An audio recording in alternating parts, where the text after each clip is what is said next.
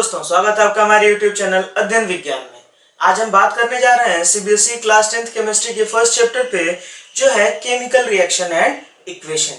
आज हम chemical reaction पे बात करेंगे। नेक्स्ट लेक्चर में हम लोग केमिकल इक्वेशन पे बात करेंगे। तो कौन सा चैप्टर का नाम है? केमिकल रिएक्शन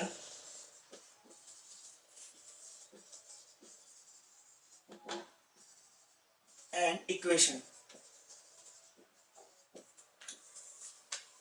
तो आज इस चैप्टर के हम लोग पहले टॉपिक पे बात करेंगे, जो है केमिकल रिएक्शन।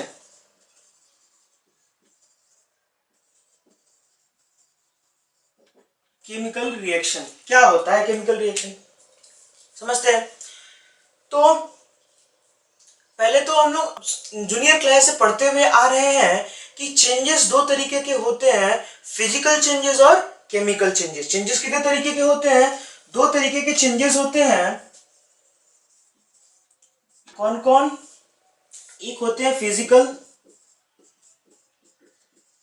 और दूसरे होते हैं केमिकल। ठीक है। तो पता है कि फिजिकल चेंजेस वैसे चेंजेस होते हैं जिनको रिवर्स किया जा सकता है। Changes that can be reversed. Changes that can be reversed. ठीक है। तो फिजिकल चेंजेस वैसे चेंजेस होते हैं जिनको रिवर्स किया जा सकता है। On the other hand chemical changes वैसे चेंजेस होते हैं जिनको रिवर्स नहीं किया जा सकता। Changes that can not be reversed. ठीक है। तो ये हो गया हमारे केमिकल चेंजेस और फिजिकल चेंजेस। फिजिकल चेंजेस को किसी भी तरीके से हम वापस ला सकते हैं, पॉसिबल है वापस लाना, रिवर्स कर पाना। लेकिन केमिकल चेंजेस को ऑलमोस्ट इम्पॉसिबल है रिवर्स कर पाना। ठीक है। तो इसी केमिकल चेंजेस के बारे में आज हम पढ़ेंगे। और ये केमिकल चेंजेस होते कैसे हैं? तो इस केमिकल रिएक्शन की वजह से होते हैं। तो अब केमिकल रिएक्शन क्या होता है, डेफिनेशन जानते हैं इसका। तो अगर इसका डेफिनेशन हम लोग देख लें तो डेफिनेशन क्या होता है कि दीज आर द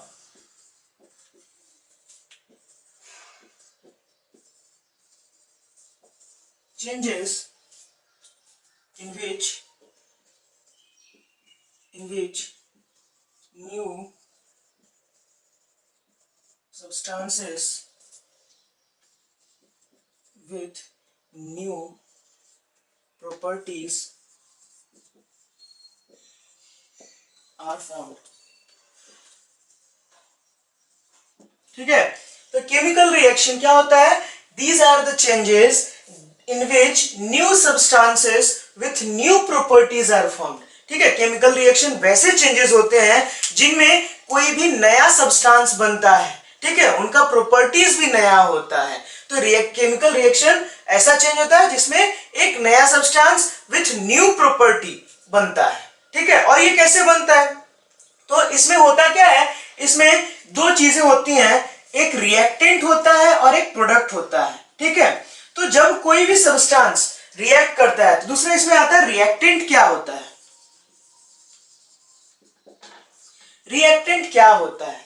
तो रिएक्टेंट का डेफिनेशन जान ले अगर, तो दीज आर द सब्सटेंसेस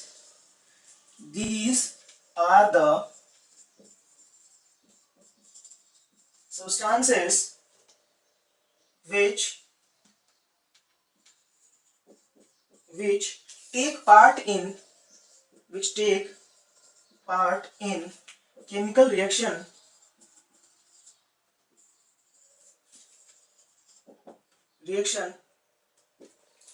तो रिएक्टेंट क्या होते हैं? These are the substances which take part in chemical reaction। ये वैसे सब्सटेंसेस होते हैं जो केमिकल रिएक्शन में हिस्सा लेते हैं। ठीक है। इसी का दूसरा भाग आता है प्रोडक्ट। प्रोडक्ट किसको कहते हैं? These are the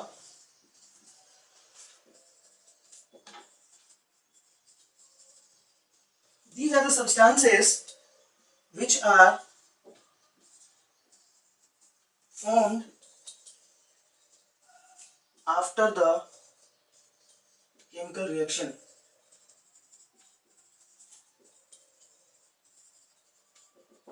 ठीक है, हम लोगों ने क्या क्या बात करा अभी? Chemical reaction. केमिकल रिएक्शन क्या था? जिसमें कोई नया सब्सटेंस नए प्रॉपर्टीज के साथ बनता हो, उन चेंजेस को हम क्या कहते हैं? केमिकल रिएक्शन कहते हैं। दूसरा मैंने बात करा केमिकल रिएक्शन में दो पार्ट्स होते हैं, एक रिएक्टेंट और एक प्रोडक्ट। रिएक्टेंट किसको कहते हैं? जो केमिकल रिएक्शन में हिस्सा ले रहा हो, जो सब्सटेंस केमिकल रिएक्शन में हिस्सा ले रहा हो, उन सब्सटेंसेस को हम कहेंगे रिएक्टेंट। वहीं प्रोडक्ट किसको कहेंगे? जो रिएक्शन के बाद जो नए सब्सटेंसेस बन रहे हैं, जो नए सब्सटेंस और विथ न्यू प्रॉपर्टीज जो बन रहे हैं, ठीक है, इन्हीं सब्सटेंसेस को हम कहेंगे क्या? प्रोडक्ट। तो प्रोडक्ट का डेफिनेशन भी क्या है? These are the substances which are formed after chemical reaction. ये वैसे सब्सटेंसेस होते हैं जो केमिकल रिएक्शन के बाद बनते हैं। ठीक है, तो एक एग्जांपल ले लें, मैं इसको मिटा देता हूं।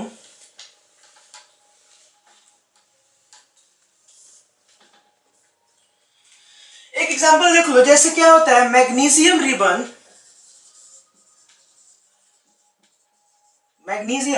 Plus oxygen in presence of heat produces magnesium oxide.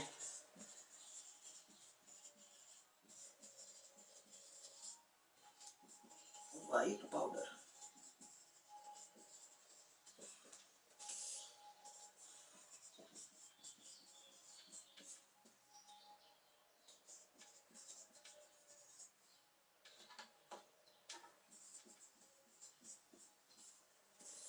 देखो, एक बहुत ही फेमस रिएक्शन है, एनसीईआरटी बुक में भी दिया हुआ है। क्या है कि मैग्नीशियम है, मैग्नीशियम रिबन को जब किसी फ्लेम के ऊपर हम गर्म करते हैं, बर्निंग फ्लेम के ऊपर जब गर्म करते हैं, तो वो oxygen which is present in air, जो ऑक्सीजन हवा में प्रेजेंट होता है, उसके साथ रिएक्ट करके वो डेजलिंग फ्लेम के साथ जलने लगता है। ठीक है, वो पूरा जलने लगता है, जलने के साथ वो एक व्हाइट पाउडर बनाता है। ठीक है, एक व्हाइट पाउडर बनाता है। वो व्हाइट पाउडर क्या होता है? मैग्नीशियम ऑक्साइड होता है।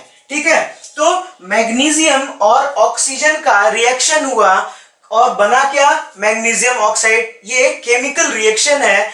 इसमें अगर देखा जाए तो ये पार्ट जो है, ये क्या है? ये केमिकल रिएक्शन में हिस्सा ले रहा है, तो इसको कहेंगे रिएक्टेंट और इसको कहेंगे प्रोडक्ट। समझ में आ रहा है? जो मैग्नीशियम और ऑक्सीजन केमिकल रिएक्शन में हिस्सा लिए, उसको हम क्या कहेंगे? उसको कहेंगे रिएक्टेंट। और जो मैग्नीशियम ऑक्साइड, जो व्हाइट पाउडर बन रहा है, उसको हम कहेंगे प्रोडक्ट। और अगर ध्यान दिया जाए तो इस मैग्नीशियम ऑक्साइड से अब हम मैग्नीशियम और ऑक्सीजन नहीं बना सकते। इस मैग्नीशियम ऑक्साइड से मैग्नीशियम और ऑक्सीजन नहीं बना सकते। तो केमिकल रिएक्शन क्या होंगे? ये केमिकल चेंजेस होते हैं, मैंने बताया था, इनको रिवर्स नहीं किया जा सकता। ऑलमोस्ट इम्पॉसिबल होता है इनको रिवर्स कर पाना। ठीक है, तो केमिकल रिएक्शन मैंने बात करा, ये वैसे चेंजेस होते हैं जिसमें नया सब्सटेंस बनता है। ठीक है, तो यहां मैंने एक एग्जांपल दे दिया। ठीक, तो ये था हमारा केमिकल रिएक्शन का छोटा सा टॉपिक। ठीक है, अब केमिकल रिएक्शन ऐसा नहीं है कि सिर्फ और सिर्फ लेबोरेटरी में हो सकता है। केमिकल रिएक्शन हमारे डे टू डे लाइफ में भी होता है। जैसे राइपनिंग ऑफ फ्रूट, फलों का पकना, ये क्या है? एक तरह का केमिकल चेंज है। या फिर हमारे डाइजेस्टिव सिस्टम, हमारा जो खाना पचता है, वो भी एक तरह का केमिकल रिएक्शन है। या फिर रस्टिंग ऑफ आयरन, जो जंग लग जाता है, ठीक है, लोहे के आयरन रॉड में या फिर किसी भी लोहे के कील में, तो उसमें जो जंग लग जाता है वो भी एक तरह का केमिकल चेंज है या केमिकल रिएक्शन की वजह से होता है। तो ये सब क्या है कि हमारे डे टू डे लाइफ में बहुत सारे एग्जांपल्स हैं जो कि केमिकल रिएक्शन के एग्जांपल हैं। बर्निंग ऑफ फ्यूल भी देख लो, वो भी केमिकल रिएक्शन का एग्जांपल है। ठीक है, तो ये सब कुछ ऐसे एग्जांपल्स हैं हमारे डे टू डे लाइफ में जो केमिकल रिएक्शंस के एग्जांपल्स हैं। ठीक, ऐसा नहीं है केमिकल रिएक्शन सिर्फ और सिर्फ लेबोरेटरी में हो सकता है, वो हमारे डे टू डे लाइफ में भी हो सकता है। ठीक है, तो अब वो एक क्वेश्चन आता है कि हम कैसे पहचानेंगे कि हाँ केमिकल रिएक्शन हो रहा है? हम कैसे पहचानेंगे? तो उसके कुछ कैरेक्टरिस्टिक्स है, 4-5, देखते हैं उसको।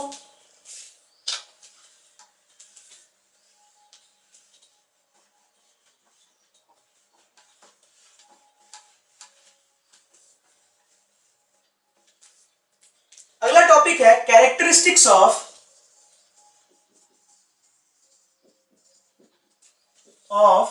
Chemical reaction.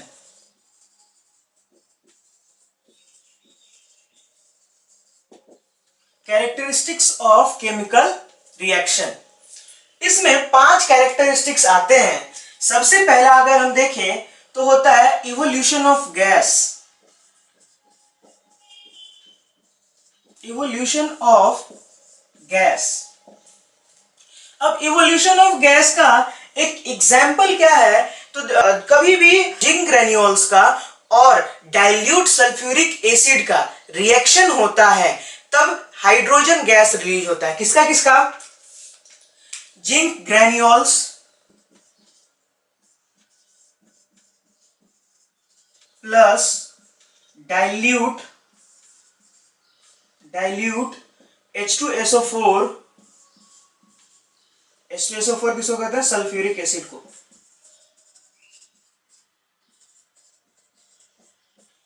तब यहां पे क्या बनता है? यहां पे हाइड्रोजन गैस बनता है।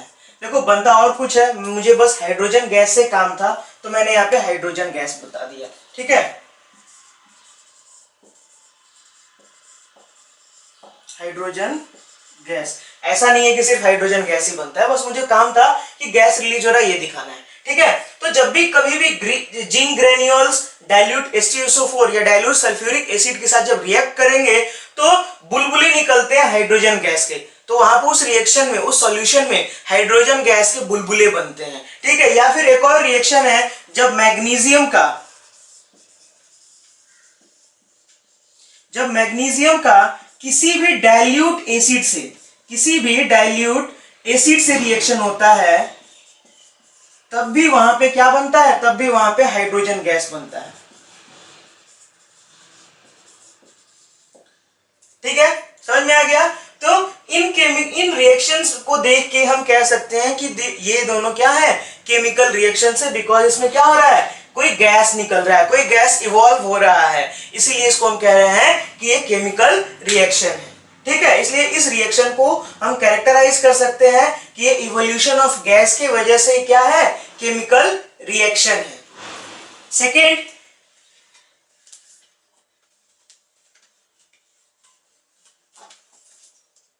सेकेंड नंबर अगर हम लोग देखें तो वो है फॉर्मेशन ऑफ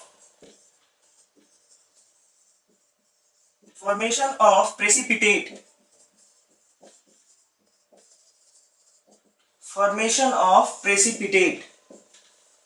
ठीक है, अब फॉर्मेशन ऑफ प्रेसिपिटेट में क्या होता है, इसका एक अगर एग्जाम्पल देख लें तो पोटेशियम आयोडाइड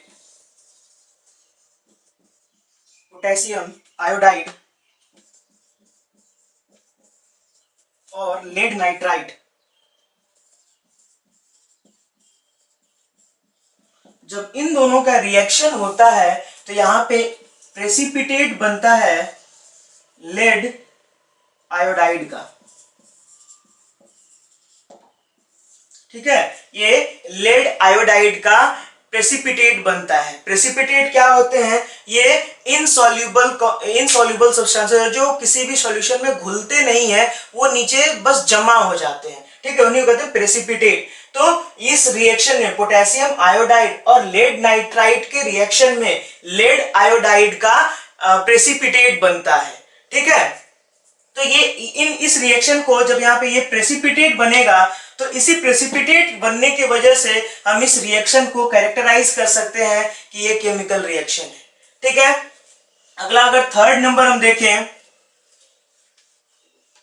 तो थर्ड नंबर है चेंज इन कलर।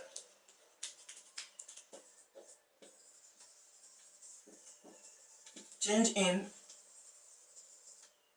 कलर, देखो चेंज इन कलर में क्या होगा? जब पोटेशियम परमैंगनेट, इसका एक एग्जांपल है यहाँ, इस रिएक्शन में क्या होगा? ऐसे रिएक्शंस में कि कलर चेंज हो जाएगा रिएक्शन का। जैसे एक एग्जांपल के तौर पे देखते हैं कि पोटेशियम परमैंगनेट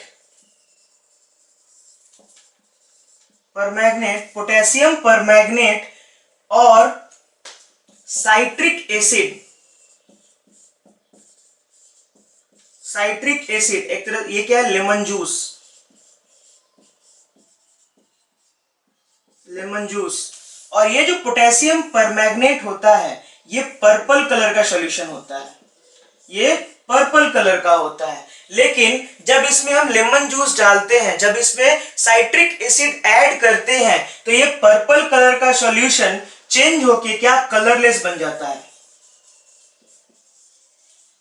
ठीक है, तो पर्पल कलर का सॉल्यूशन चेंज होकर क्या हो जाता है, कलरलेस बन जाता है। तो इसलिए इस रिएक्शन को हम लोग क्या कहते हैं, इस रिएक्शन को हम लोग, इससे हम लोग कैरेक्टराइज करेंगे कि ये चेंज इन कलर हो रहा है, इसलिए इसकी वजह से ये क्या है, केमिकल रिएक्शन है। तो किसी भी रिएक्शन में अगर वहां पे कलर का चेंज हो रहा है तो वो क्या है, केमिकल रिएक्शन हो जाएगा। ठीक है, जैसे राइपनिंग ऑफ फ्रूट, ये भी क्या है, जब फ्रूट राइप हो जाते हैं तो कुछ फ्रूट्स के कलर चेंज हो जाते हैं, फ्रॉम ग्रीन टू येलो हो जाते हैं, तो ये भी क्या है, एक तरह का केमिकल चेंज है। ठीक है,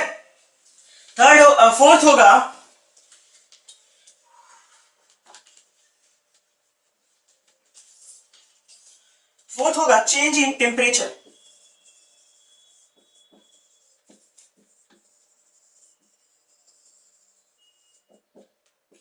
चेंज इन टेम्परेचर, अब देखो चेंज इन टेम्परेचर में क्या है, एक इसका एग्जांपल लेते हैं, पहले एग्जांपल से समझ में आएगा। क्विक लाइम, क्विक लाइम ये क्या, क्विक लाइम जिसको हम चूना कहते हैं, इसको जब हम वाटर में डालते हैं, ठीक है, इसको जब हम वाटर में डालते हैं या फिर वाटर से जब इसका रिएक्शन होता है तो बनता है क्या, स्लेक्ड लाइम, स्लेक्ड लाइम, और साथ में heat energy, heat energy release होता है। ठीक है, तो अब क्या हुआ कि यहाँ क्विक लाइम और वाटर का जब चूना का पानी के साथ जब रिएक्शन होगा तो यहाँ पे कास्टिक चूना और हीट एनर्जी प्रोड्यूस होता है, और इसी हीट एनर्जी के वजह से ये जो सॉल्यूशन बनेगा वो गर्म हो जाता है, उसका टेम्परेचर ज्यादा हो जाता है। तो इसीलिए अब यहाँ पे चूंकि हीट एनर्जी बन रहा है, यहाँ पे टेम्परेचर बढ़ रहा है, इसलिए इससे हम कैरेक्टराइज करेंगे कि ये रिएक्शन क्या है, केमिकल रिएक्शन है। ठीक है, तो वैसे रिएक्शन जिसमें टेम्परेचर का चेंज होता है, ठीक है, वैसे चेंजेस जिसमें टेम्परेचर चेंज होता है, मतलब हीट हो जाता है, हीट एनर्जी रिलीज होता है और टेम्परेचर गर्म, और उस पर्टिकुलर रिएक्शन में टेम्परेचर बढ़ जाता है, तो उसी को हम कहते हैं क्या, केमिकल रिएक्शन। वो भी रिएक्शन कहलाएगा केमिकल रिएक्शन। ठीक है, इसके बाद लास्ट अगर हम देखें, पांचवा नंबर जो है चेंज इन स्टेट। फिफ्थ देख लेते हैं इसी में, change in state. Change in state, change in state का एक एग्जांपल, बहुत अच्छा एग्जांपल है हमारे सामने, हम लोग डेली लाइफ में यूज भी कर रहे हैं, burning of candle.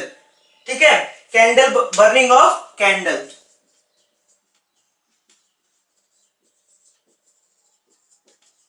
Burning of candle. अब जब ये कैंडल जलता है तो क्या प्रोड्यूस करता है, वाटर और CO2, कार्बन डाइऑक्साइड। ठीक है, तो यहां साफ दिख रहा है बर्निंग ऑफ कैंडल। कैंडल क्या होता है, वैक्स। ठीक है, वैक्स क्या होता है, सॉलिड स्टेट में होता है। तो जब ये बर्न किया, जब ये जला, जलने के साथ ये क्या बनता है, ये जलने के साथ ये प्रोड्यूस करता है वाटर और कार्बन डाइऑक्साइड। वाटर क्या है, लिक्विड स्टेट, कार्बन डाइऑक्साइड क्या है, गैसेस स्टेट। तो सॉलिड स्टेट से चेंज होके लिक्विड और गैसेस स्टेट दोनों में प्रोडक्ट्स बन रहे हैं, तो इसीलिए हम इसको, इस रिएक्शन को क्या कहेंगे, केमिकल रिएक्शन कहेंगे। ठीक है, समझ में आ गया। आज हम लोगों ने क्या क्या बात करा, हम लोगों ने सबसे पहले बात करा केमिकल रिएक्शन क्या होता है। तो केमिकल रिएक्शन क्या होता है, वैसे रिएक्शंस या वैसे चेंजेस जिसमें कोई नया सब्सटेंस बनता है, नए प्रॉपर्टीज वाला। ठीक है, उसमें पुराने सब्सटेंसेस का कोई प्रॉपर्टीज नहीं रहेगा। डेफिनेशन हम लोग देखे थे कि the changes in which new substance with new properties are formed are called chemical reaction. ठीक है, दूसरा हम लोग उसके बाद देखे रिएक्टेंट और प्रोडक्ट। रिएक्टेंट क्या होता है, रिएक्टेंट वो सब्सटेंसेस होते हैं जो केमिकल रिएक्शन में हिस्सा लेते हैं। प्रोडक्ट क्या होते हैं? प्रोडक्ट वो न्यू सब्सटेंसेस होते हैं जो केमिकल रिएक्शन में प्रोड्यूस होते हैं। कि रिएक्टेंट और प्रोडक्ट समझ में आ गया। उसके बाद हम लोगों ने बात करा कैरेक्टरिस्टिक्स। कैरेक्टरिस्टिक्स में मैंने 5 कैरेक्टरिस्टिक्स आप लोगों को बताया केमिकल रिएक्शंस के। कौन कौन? सबसे पहले change in state, change in temperature, change in colour, उसके बाद फॉर्मेशन ऑफ प्रेसिपिटेट, उसके बाद इवोल्यूशन ऑफ गैस। ठीक है, इन पांचों के बारे में मैंने आप लोगों को बता दिया। ये 5 कैरेक्टरिस्टिक्स थे जो केमिकल रिएक्शन में हमको देखने को मिलते हैं। मैंने ये भी बताया कि केमिकल रिएक्शन हमारे डे टू डे लाइफ में भी हो रहा है। ऐसा नहीं है केमिकल रिएक्शन सिर्फ लेबोरेटरी में होता है, केमिकल रिएक्शन हमारे डे टू डे लाइफ में भी होता है। जैसे एग्जाम्पल भी दिया था मैंने, हमारे खाने का डाइजेशन, बर्निंग ऑफ फ्यूल, या फिर ये राइपनिंग ऑफ फ्रूट्स, या फिर हम लोग देखते हैं रस्टिंग ऑफ आयरन। तो ये सारे चीजें क्या है? ये हमारे डे टू डे लाइफ में जो केमिकल रिएक्शंस हो रहे हैं ये वो चीजें हैं। ठीक है, तो आज के लिए इतना ही। बाकी अगले लेक्चर्स में इस चैप्टर को हम और डिटेल में डिस्कस करेंगे। अगले लेक्चर में जो हम पढ़ेंगे वो है केमिकल इक्वेशन। ठीक है, आज हमने केमिकल रिएक्शन के बारे में पढ़ लिया, अगले दिन हम लोग केमिकल इक्वेशन के बारे में पढ़ेंगे। तो आज के लिए इतना ही। तब तक के लिए स्वस्थ रहिए, मस्त रहिए, मुस्कुराते रहिए और बने रहिए हमारे साथ। तब तक के लिए धन्यवाद। जय हिंद, वंदे मातरम।